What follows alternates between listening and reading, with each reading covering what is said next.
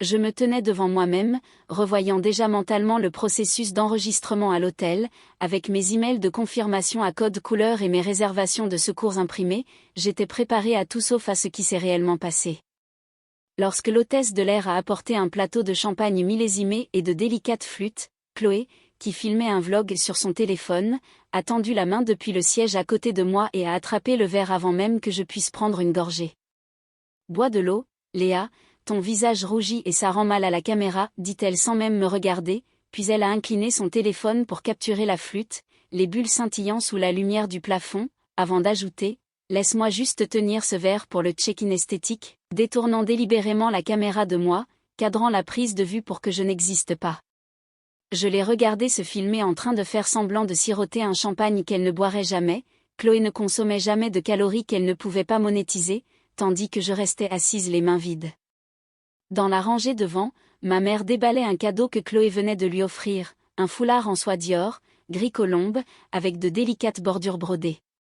Maman l'a tenu à la lumière, roucoulant comme si Chloé venait de lui remettre le sensi. « Oh, Chloé, tu as toujours si bon goût, tu es tellement attentionnée » et elle a drapé l'écharpe autour de son cou, s'admirant avec la caméra de son téléphone, pensant tout haut, sans le dire, que, contrairement à Léa, qui gagne tellement d'argent, Chloé est si chaleureuse, alors que moi, je ne lui achetais jamais rien avec le cœur. Les mots ont atterri comme une dalle. Sèche. Sans cœur. J'avais littéralement payé pour les sièges sur lesquels elles étaient assises, le voyage qu'elles faisaient, et le toit au-dessus de leur tête dans mon appartement parisien depuis 10 ans. Mais bien sûr, c'était moi qui étais sans cœur. Mon téléphone a vibré dans ma poche, je l'ai sorti, notification d'American Express, transaction approuvée. 850 € à la boutique Dior. Titulaire de carte supplémentaire. Léa Leclerc.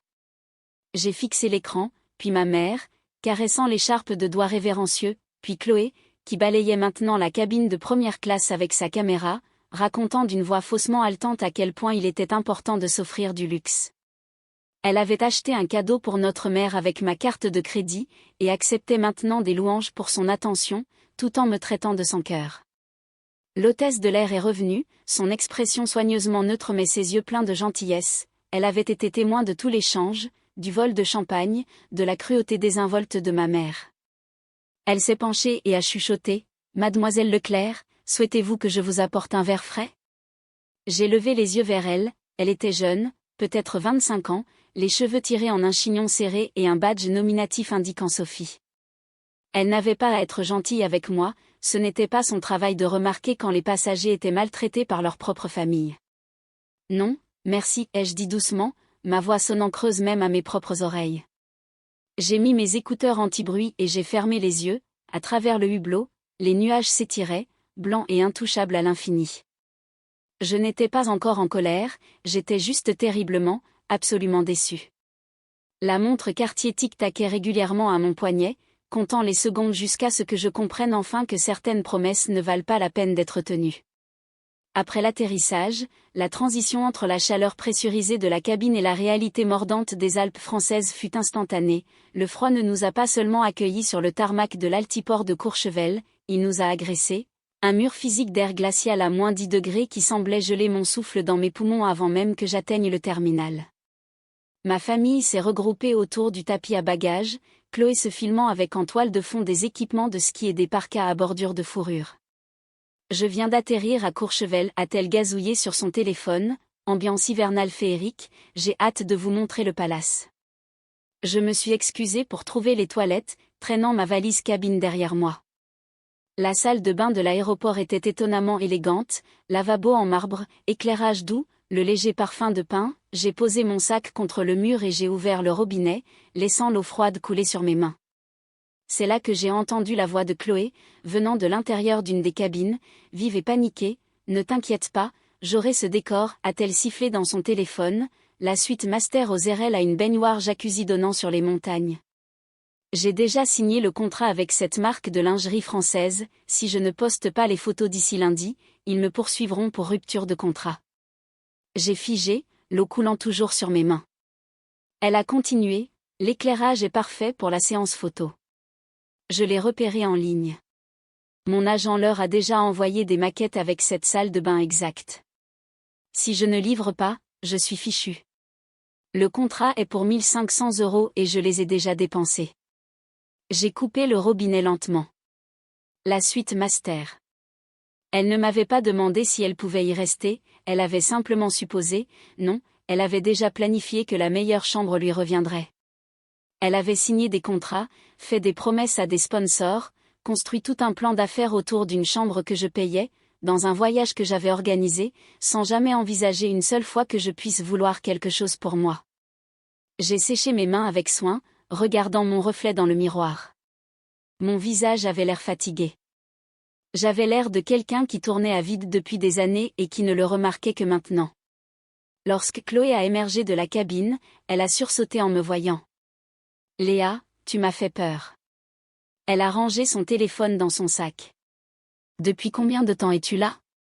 Je me lavais juste les mains, ai-je dit d'un ton égal. Elle m'a étudié un instant, puis a haussé les épaules et s'est dirigée vers le miroir, sortant son gloss. « Tu peux croire à quel point il fait froid ?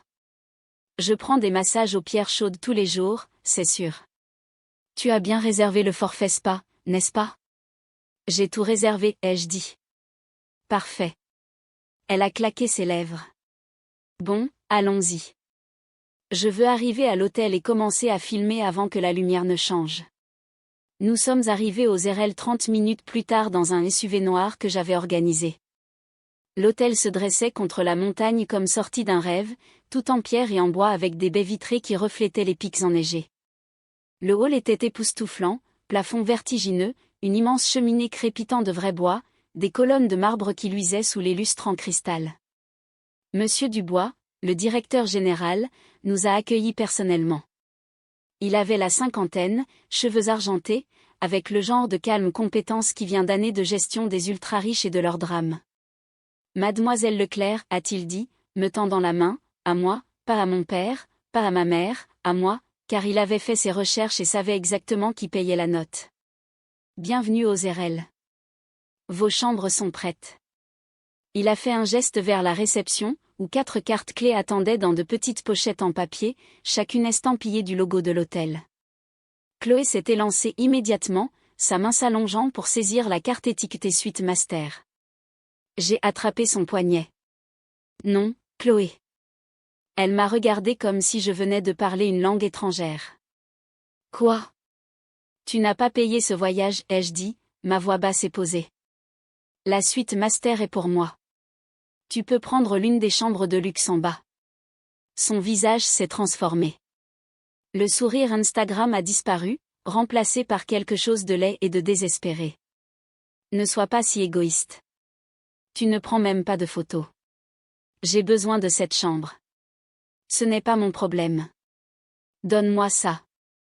Elle s'est jetée sur moi, attrapant la lanière de mon sac Bottega Veneta où j'avais glissé les cartes clés pour les garder en sécurité.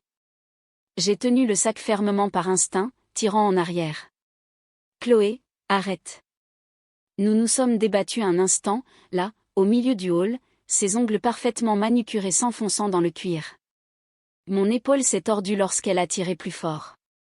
Les gens regardaient maintenant, des clients bien habillés s'arrêtant au milieu de leurs pas, un couple au comptoir du concierge se retournant pour observer. Puis Chloé a fait quelque chose que je n'oublierai jamais. Elle a eu un rictus. Et elle a relâché son emprise de toute sa force, une poussée délibérée qui m'a fait trébucher en arrière.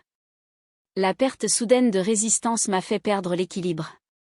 Mes escarpins loup-boutin à talons hauts, que j'avais achetés pour des réunions avec des clients, élégants mais peu pratiques, ont glissé sur le marbre poli. Je suis tombée lourdement, mon poignet gauche s'écrasant violemment contre la colonne de marbre derrière moi avant de toucher le sol. L'impact a retenti sec et dur, déchirant l'espace tranquille. J'ai baissé les yeux sur mon poignet, sur la montre de ma grand-mère. Le verre saphir, autrefois transparent et fier, s'était transformé en une chaotique toile d'araignée de fissures blanches. Au point d'impact, le verre avait complètement éclaté, exposant le cadran à chiffres romains en dessous, maintenant rayé par des débris tranchants. Les aiguilles bleuies emblématiques étaient bloquées, pliées à des angles non naturels, arrêtées définitivement à 16h25, l'instant exact où tout s'est brisé. Des éclats de poussière de verre scintillant sont tombés sur le marbre froid, beau mais cruel. Pendant un instant, je n'ai pas pu respirer. Je n'entendais rien d'autre que le sifflement dans mes oreilles et le martèlement de mon propre cœur. Le cadran de la montre était détruit. La promesse était détruite. J'ai levé les yeux vers Chloé. Elle n'était pas effrayée. Elle n'était pas désolée. Elle a levé les yeux au ciel de façon dramatique, jouant déjà pour son public invisible. Oh là là, tu es tellement maladroite. Elle a ri, fort et de manière théâtrale. Je ne t'ai même pas touché. Tu t'es jeté par terre pour jouer la victime. Arrête de faire ta martyre et donne-moi la clé. La voix de ma mère a traversé le hall. Léa, lève-toi. N'embarrasse pas la famille. Elle a jeté un coup d'œil au client qui regardait, son visage tendu par la mortification, non pas à cause du comportement de Chloé, mais du mien pour avoir fait une scène. Ce n'est qu'une vieille montre. Achetant une nouvelle. Ce n'est qu'une vieille montre. Le dernier cadeau de ma grand-mère, le symbole d'une promesse que je m'étais tuée à tenir. Le poids que j'avais porté à mon poignet pendant 10 ans. Ce n'est qu'une vieille montre. Quelque chose en moi s'est fissuré plus largement que le verre. Monsieur Dubois a agi avant que je puisse comprendre ce qui se passait. Il est apparu à mes côtés avec 2 vigiles imposants, leur présence soudaine et autoritaire. Ils n'ont pas parlé à ma famille. Ils n'ont pas demandé à Chloé ce qui s'était passé. Ils se sont concentrés entièrement sur moi. Mademoiselle Leclerc, a dit Monsieur Dubois doucement, me tendant la main pour m'aider à me relever. Sa poigne était ferme, professionnelle. Êtes-vous blessé ? Je l'ai laissé me tirer sur mes pieds. Mon poignet lançait des douleurs là où il avait heurté la colonne, mais rien ne semblait cassé. Juste contusionné. Juste brisé. Je vais bien, ai-je dit automatiquement. Nos caméras haute définition dans le hall ont enregistré toute l'altercation, a continué Monsieur Dubois, sa voix suffisamment basse pour que seul moi puisse l'entendre. Il a fait un geste subtil vers les caméras discrètes montées dans les coins du plafond. J'ai demandé à la sécurité de stocker les images dans notre coffre-fort juridique. Si votre avocat en a besoin pour dépôt de plainte pour agression, c'est prêt. Les mots caméra et avocat sont restés suspendus dans l'air comme une grenade. J'ai vu le sang se retirer du visage de Chloé. Sa bouche s'est ouverte, puis s'est refermée. Pour une fois dans sa vie, elle n'avait rien à dire. Mais elle ne s'est pas excusée. Elle est juste restée là, pariant sur ma passivité. Parier que je ferais ce que je faisais toujours, arranger les choses, payer pour les dommages, faire comme si rien ne s'était passé. Elle comptait sur moi pour être la banque, fiable et stupide, et infiniment indulgente. J'ai regardé la montre cassée. De minuscules éclats de cristal s'accrochaient toujours à la lunette, attrapant la lumière du lustre au-dessus. Les aiguilles étaient figées à 16h25, le moment où la promesse s'est brisée. Ma grand-mère m'avait demandé de garder la famille unie. Mais elle n'avait jamais rencontré cette version d'eux, la version qui riait pendant que je saignais, qui prenait et prenait et prenait jusqu'à ce qu'il ne reste rien de moi qu'un portefeuille ouvert et une montre cassée. La promesse avait volé en éclats avec le verre. Merci, Monsieur Dubois, ai-je dit. Ma voix sonnait différemment. Plus froide. Plus claire. Gardez cette bande en sécurité. Ne la diffusez pas tout de suite. Mon avocat vous contactera. Les yeux de Chloé se sont écarquillés. Léa, s'il te plaît. Ne sois pas dramatique. Reculez, s'il vous plaît, lui a dit un des vigiles. Non pas agressivement, mais fermement. Un mur de politesse professionnelle qui indiquait clairement qu'elle devait arrêter de parler. Mon père a finalement pris la parole, sa voix résonnant dans le hall. Léa, c'est ridicule. Ta sœur ne voulait rien dire de mal. Tu exagères. Je me suis tournée pour le regarder. Vraiment le regarder. Philippe Leclerc avait toujours la posture d'un homme qui s'attendait à ce que le monde se plie à sa volonté. Il avait déclaré faillite 2 fois dans sa vie, avait échoué dans 3 entreprises différentes, et vivait actuellement sans payer de loyer dans un appartement que je possédais. Mais il parlait toujours avec l'autorité de quelqu'un qui n'avait jamais fait face à de réelles conséquences. J'exagère, ai-je répété lentement.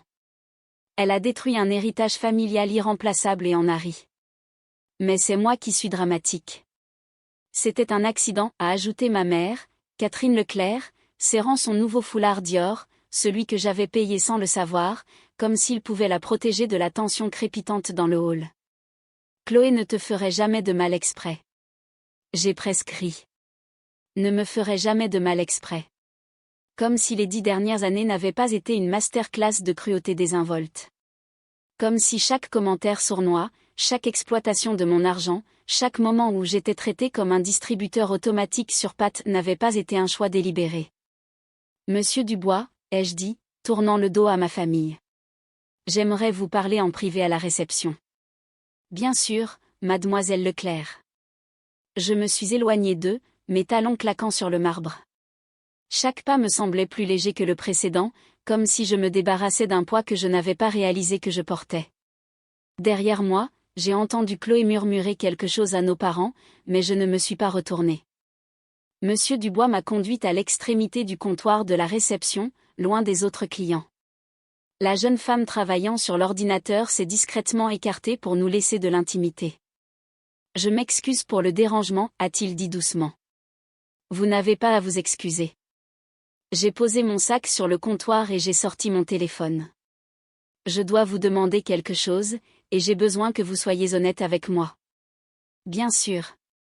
Si je voulais m'assurer que ces 3 personnes ne mettent jamais les pieds dans les chambres où elles sont censées séjourner, pourriez-vous faire en sorte que cela se produise? Monsieur Dubois n'a même pas cligné des yeux.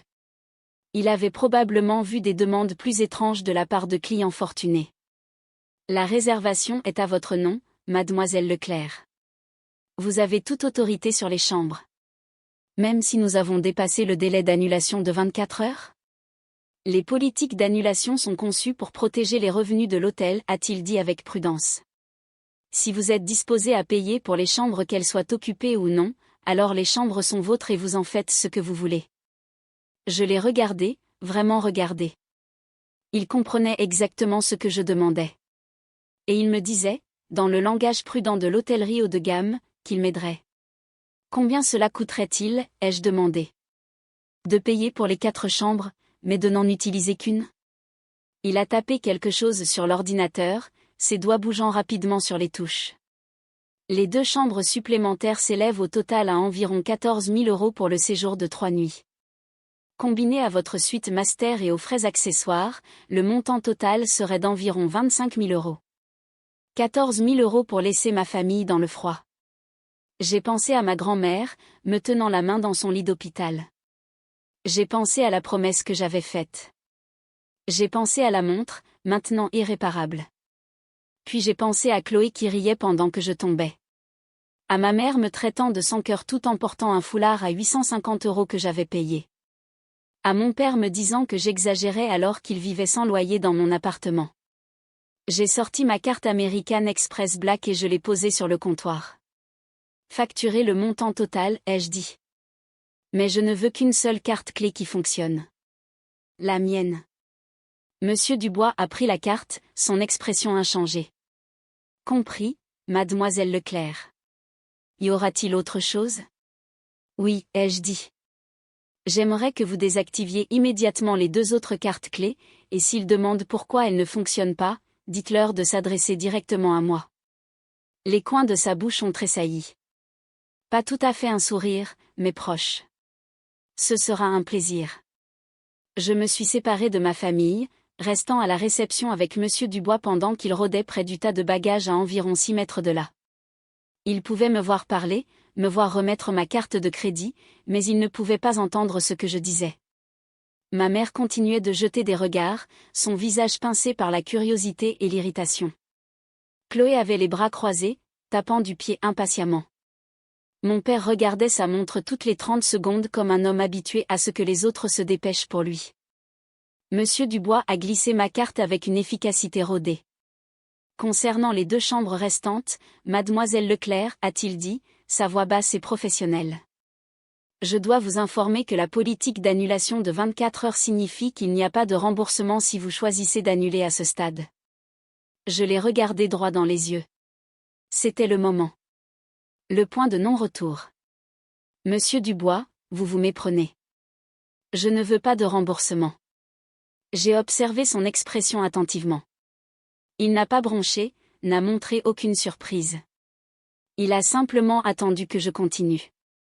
Veuillez facturer les 25 000 € à mon American Express Black Card. Je suis heureuse de payer ce montant. Il est resté parfaitement calme, absorbant l'information que j'allais payer pour 2 chambres dans lesquelles personne ne dormirait. Peut-être avait-il travaillé ici assez longtemps pour comprendre comment les riches utilisent l'argent non seulement pour acheter des choses, mais pour acheter des résultats. Le contrôle. La distance. La liberté. Je paie pour l'intimité, et je continuais, gardant ma voix ferme et claire. Je veux que ces 2 chambres restent vides. Veuillez désactiver leur carte clé immédiatement. Ne laissez personne, surtout pas ces 3 personnes là-bas, y entrer. Je paie 14 000 € juste pour que ces chambres soient vides et qu'ils en soient exclus. Comprenez-vous? Monsieur Dubois a marqué une pause d'exactement 3 secondes. Puis il a hoché la tête avec un respect professionnel, le genre réservé aux clients qui savaient exactement ce qu'ils voulaient et avaient les moyens de le concrétiser. Compris, mademoiselle Leclerc. Les chambres sont payées et scellées. Personne n'y entrera. Il a traité la transaction avec une efficacité sans faille. J'ai regardé les chiffres clignoter à l'écran. 25 000 €. Facturé. Approuvé. Terminé. Il m'a rendu ma carte ainsi qu'une seule carte clé dans une pochette en papier. Votre suite master est au 5e étage, chambre 512. L'ascenseur est à votre gauche. Y a-t-il autre chose avec quoi je puisse vous aider? En fait, oui. J'ai glissé la carte clé dans mon sac. Quand ils essaieront d'utiliser leur carte clé et réaliseront qu'elle ne fonctionne pas, j'imagine qu'ils reviendront ici pour demander des comptes. Que leur direz-vous? Son expression n'a pas changé. Je les informerai qu'il y a eu un problème avec leur réservation et je les dirigerai vers vous, car vous êtes le titulaire principal du compte. Parfait. Je me suis retournée et j'ai marché vers l'ascenseur où ma famille attendait déjà avec ses bagages. Ils avaient clairement décidé de monter sans moi, assumant probablement que j'étais juste en train de régler un petit problème de facturation. Chloé essayait frénétiquement de glisser sa carte clé contre le lecteur de l'ascenseur. La lumière a clignoté en rouge. Elle a glissé à nouveau. Rouge. Encore. Rouge. Cet ascenseur stupide est en panne, a-t-elle claqué, frappant le lecteur avec sa carte. Ma mère a essayé sa carte. Lumière rouge. Mon père a essayé la sienne. Lumière rouge. Je me suis approchée calmement, mes talons claquant sur le marbre. Ils se sont tous tournés pour me regarder. L'ascenseur n'est pas en panne, a dit Chloé avec irritation. Nos cartes ne fonctionnent pas. Elles doivent être défectueuses. Va leur dire d'en refaire. J'ai sorti ma carte clé, je l'ai glissée contre le lecteur. Bip. Lumière verte. Les portes de l'ascenseur se sont ouvertes avec un léger carillon. Je suis entrée seule et je me suis tournée pour leur faire face. Ils se tenaient là dans le hall, entourés de leurs bagages, la confusion commençant à se transformer en suspicion sur leur visage. Il n'est pas en panne, ai-je dit calmement. J'ai juste désactivé les clés de tout le monde. Les portes ont commencé à se fermer. Pendant un instant, ils m'ont juste regardé à travers l'ouverture décroissante des portes de l'ascenseur. Puis la réalité a frappé. Le visage de mon père est devenu pourpre. Il s'est élancé, essayant de coincer sa main entre les portes qui se fermaient, mais il était trop lent. L'ascenseur s'est scellé avec un clic définitif. J'ai appuyé sur le bouton du 5e étage et j'ai regardé les chiffres grimper. 1, 2, 3. Mon cœur battait fort, mais pas de peur. D'autre chose. Quelque chose qui se rapprochait dangereusement de l'exaltation. L'ascenseur a sonné. 5e étage. Je suis sortie dans un couloir tranquille, la moquette moelleuse étouffant mes pas. La chambre 512 était au bout du couloir. J'ai déverrouillé la porte et je suis entrée. La suite master était spectaculaire. Des baies vitrées donnant sur les montagnes enneigées. Un lit king size avec des draps blancs impeccables. Un coin salon avec une cheminée qui crépitait déjà. Et oui, une baignoire jacuzzi dans la salle de bain, avec une vue qui coûtait probablement plus cher par nuit que le loyer de la plupart des gens. J'ai posé mon sac et j'ai marché jusqu'à la fenêtre. Dehors, la neige tombait en flocons doux et paresseux. Des skieurs parsemaient les pistes au loin, de minuscules figures traçant dans la poudreuse. Mon téléphone a commencé à sonner immédiatement. Je l'ai sorti. 17 appels manqués. Les SMS affluaient. Maman, où es-tu? Papa, ceci est inacceptable. Descends ici tout de suite. Chloé, tu plaisantes, Léa? Ce n'est pas drôle. Chloé, j'ai un contrat, j'ai besoin de cette chambre. Maman, ton père parle au directeur. Tu ne peux pas nous faire ça. J'ai coupé les notifications et j'ai ouvert mon application bancaire à la place. American Express avait une fonctionnalité qui me permettait de gérer les cartes supplémentaires. J'ai affiché le compte. 2 cartes supplémentaires étaient listées. Philippe Leclerc. Catherine Leclerc. Chloé Leclerc. J'ai sélectionné les 3. J'ai cliqué sur « Désactiver la carte ». Un avertissement est apparu, êtes-vous sûr? Cette action annulera immédiatement tout pouvoir d'achat pour ces titulaires de cartes. J'ai cliqué sur « Confirmer ». Transaction traitée. Carte désactivée. Mon téléphone a immédiatement recommencé à sonner. Je l'ai ignoré et j'ai appelé mon avocat à la place. Maître Laurent a répondu à la 2e sonnerie. Léa? N'êtes-vous pas censée être en vacances? J'ai besoin que vous déposiez un préavis de résiliation de bail pour l'appartement de Paris. Dès lundi matin. Silence à l'autre bout. L'appartement où vivent vos parents? Oui. Préavis de 30 jours. Exactement comme le bail le permet. Je le veux par écrit. Courrier recommandé. Tout ça. Puis-je demander ce qui s'est passé? Ma sœur a détruit la montre de ma grand-mère et en a ri. Mes parents ont pris son parti. C'est fini, maître Laurent. Déposez les papiers. Considérez que c'est fait. Autre chose? Oui. Pouvez-vous mettre l'appartement sur le marché? Je veux qu'il soit listé dès qu'ils sont partis. Il sera listé dans l'heure suivant leur départ. Léa? Êtes-vous sûre de cela? J'ai regardé autour de la suite master. À la cheminée. À la vue. À la bouteille de cheval blanc que l'hôtel avait laissée comme cadeau de bienvenue. Je n'ai jamais été plus sûre de rien dans ma vie. Compris. Je m'en occupe. J'ai raccroché et je me suis servi un verre de vin. Le cheval blanc était doux et riche, avec le goût exact de son prix. Je me suis assise dans le fauteuil en cuir près de la cheminée et enfin, je me suis autorisée à respirer.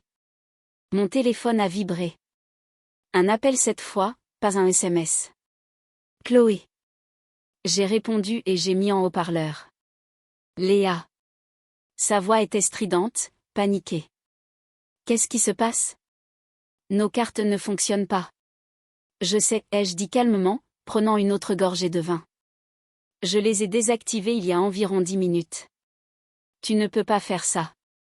En fait, si. Ce sont des cartes supplémentaires sur mon compte. Je peux les activer ou les désactiver quand je veux. Mais j'ai besoin. Elle bégayait maintenant, son vernis d'influenceuse complètement disparu. J'ai des dépenses. J'ai des factures. Alors je vous suggère de les payer avec votre propre argent. Je n'ai pas d'argent. Tu le sais. Cela ressemble à un problème personnel, Chloé. La voix de ma mère est arrivée par le téléphone, stridente et désespérée. Léa Elisabeth Leclerc, tu arrêtes ça tout de suite. Ton père et moi avons besoin de ces cartes. Comment sommes-nous censés manger? De la même manière que tout le monde. Avec de l'argent que vous avez gagné. Nous sommes tes parents, a rugi mon père. Tu nous dois ça. J'ai ri. J'ai réellement ri. Je ne vous dois rien. J'ai payé votre loyer pendant 10 ans. J'ai effacé vos dettes 2 fois. J'ai financé votre style de vie pendant que vous me critiquiez pour être sèche et sans cœur. Mais c'est fini maintenant. Tu ne peux pas simplement nous expulser, a crié Chloé. Où sommes-nous censés aller? Je ne sais pas, ai-je dit agréablement. Et au fait, je viens de raccrocher avec mon avocat. Nous déposons un préavis de résiliation de bail lundi matin. L'appartement est mis en vente. Vous avez exactement 30 jours pour déménager.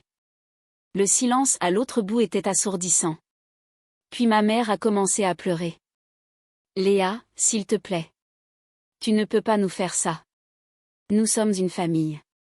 La famille ne détruit pas d'héritages irremplaçables et n'en rit pas. La famille n'exploite pas quelqu'un pendant 10 ans et ne le traite pas d'égoïste quand il dit enfin non. Vous avez fait vos choix. Je fais le mien. Et l'hôtel, a exigé mon père. Nous n'avons nulle part où dormir. Ce n'est pas mon problème. J'ai payé pour les chambres. Mais j'ai payé pour les garder vides. Pas pour que vous les utilisiez. Monsieur Dubois a été très arrangeant. C'est de la folie, a hurlé Chloé. Tu es psychotique. Non, je suis rationnelle pour la première fois en une décennie. Oh, et Chloé? Ce partenariat lingerie que tu prévoyais de filmer dans cette suite? Tu ferais peut-être mieux d'appeler ton agent et d'expliquer que tu ne pourras pas honorer ce contrat. J'ai entendu dire que les poursuites pour rupture de contrat peuvent coûter cher. Je l'ai entendu halter. Elle avait oublié que je l'avais entendu dans la salle de bain de l'aéroport. Comment as-tu? Je vous conseille à tous de commencer à économiser de l'argent pour un camion de déménagement, ai-je poursuivi, ma voix glaciale et parfaitement calme, au lieu de monter en télésiège. Léa. J'ai raccroché.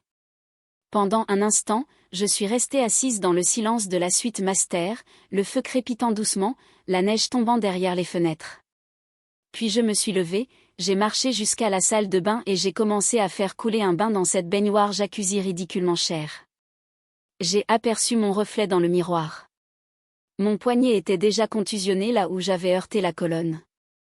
La montre Cartier pendait lâche à mon poignet, le verre brisé attrapant la lumière, les aiguilles gelées marquant en permanence 16h25. Je l'ai détachée soigneusement et je l'ai posée sur le comptoir en marbre. Sans elle, mon poignet me semblait plus léger, nu, libre, le prix de ma liberté, un héritage brisé, 39 000 €, et une famille qui ne m'a de toute façon jamais vraiment aimé. Mes regrets? 0. Le temps à l'intérieur de la suite master a cessé d'être mesuré par des heures ou des horaires, mais par l'accumulation rythmique de la neige sur le balcon et l'angle changeant de la lumière sur les montagnes. Pendant 72 heures, le monde extérieur a simplement cessé d'exister. J'ai commandé le service d'étage à des heures impaires, steak frites, champagne et huîtres pour le dîner, et j'ai regardé la neige s'accumuler sur les montagnes à travers les baies vitrées. Le silence était enivrant.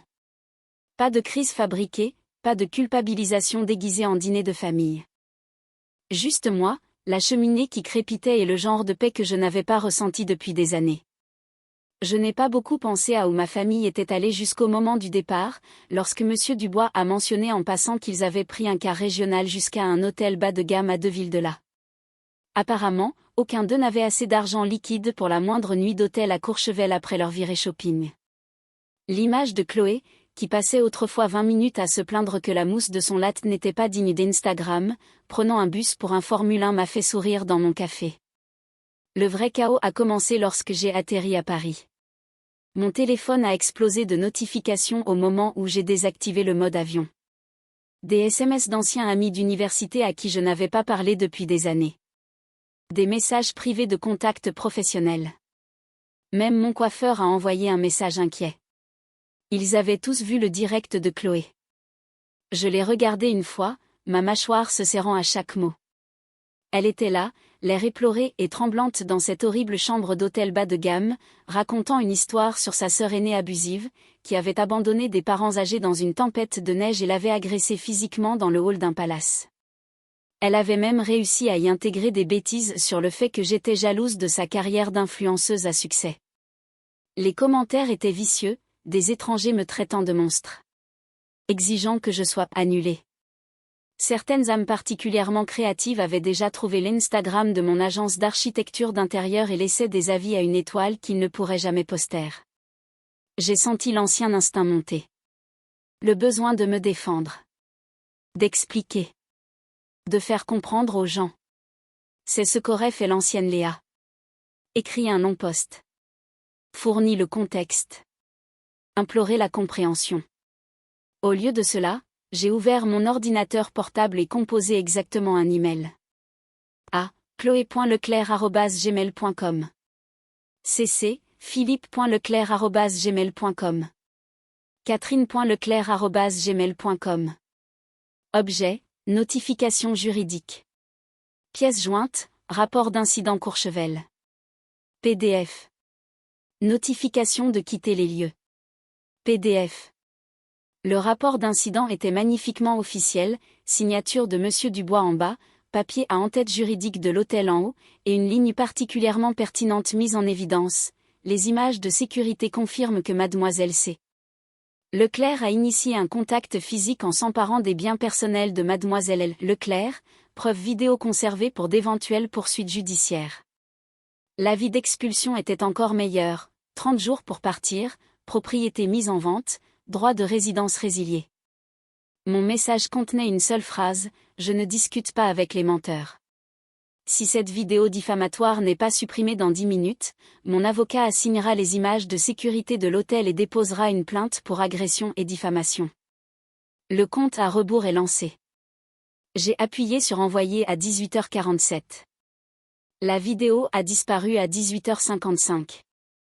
Je me suis servi un bourbon très cher et j'ai porté un toast à l'appartement vide. Ils ont déménagé 3 semaines plus tard. J'ai fait changer les serrures le jour même et j'ai mis l'endroit sur le marché dans la semaine. Il s'est vendu en 48 heures. Il s'avère que les appartements de luxe dans cet immeuble ne restent pas longtemps disponibles. La neige hivernale de Courchevel a fondu depuis longtemps, remplacée par la chaleur humide et vibrante d'un été parisien, pourtant la clarté que j'ai trouvée dans cet air froid de la montagne ne s'est pas estompée. Cela fait 5 mois depuis l'incident, et en regardant ma vie maintenant, elle est méconnaissable de la meilleure façon possible. Leclerc Architecture d'intérieur a décroché 2 contrats majeurs, la rénovation d'un hôtel-boutique et une résidence privée qui sera présentée dans AD Magazine. J'ai acheté un appartement traversant dans le Marais, tout en briques apparentes et parquet d'origine, et je l'ai rénové exactement selon mes spécifications. Pas de compromis. Pas de « mais qu'en est-il lorsque la famille rend visite ?» considération. Juste des lignes épurées, inondées de lumière naturelle, et un bureau à domicile avec des aménagements sur mesure pour ma table à dessin. Je n'ai pas donné l'adresse à ma famille. Mes parents louent un petit appartement quelque part en banlieue nord, je ne suis pas tout à fait sûr où. Ils m'envoient des SMS via divers membres de la famille, me traitant de sans-cœur et d'ingrate. Tante Linda a envoyé un message particulièrement agressif sur le fait que j'abandonnais mes parents âgés et que je devrais avoir honte. Je l'ai bloqué. Le fait est que je ne me sens pas honteuse, je me sens libre. Mais dernièrement, je me tiens à un carrefour, et je ne sais sincèrement pas quel chemin prendre. Option A. Maintenir un contact zéro absolu, ce sont des adultes, ils ont fait leur choix lorsque Chloé a attrapé mon sac, lorsque ma mère m'a traité de monstre ingrat, lorsque mon père est resté silencieux dans ce hall. Ils ont fait leur choix à chaque fois qu'ils ont donné la priorité au sentiment de Chloé sur la décence la plus élémentaire envers moi. Option B. Leur acheter un très petit appartement délabré dans une lointaine banlieue. M'assurer qu'ils ne soient pas sans abri, mais ne plus jamais leur parler. Remplir une ultime obligation envers les personnes qui m'ont élevé, puis m'éloigner avec la conscience tranquille. Je continue de penser à cette montre Cartier, toujours cassée dans ma boîte à bijoux. Je ne la réparerai jamais. Mais je ne peux pas non plus la jeter. Alors je vous demande, que feriez-vous ?